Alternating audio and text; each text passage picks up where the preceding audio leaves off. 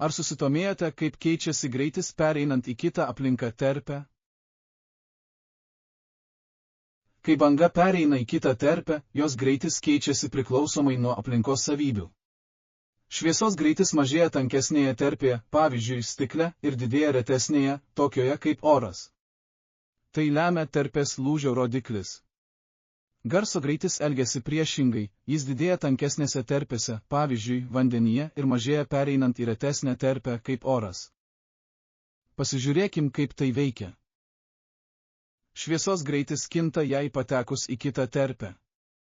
Kai šviesa sklinda per tankesnės medžiagas, tokias kaip vanduo ar stiklas, ji lėtėja. Šis greičio pokytis turi įtakos šviesos krypčiai, todėl ji lenkiasi. Šį šviesos lenkimą vadiname refrakcija.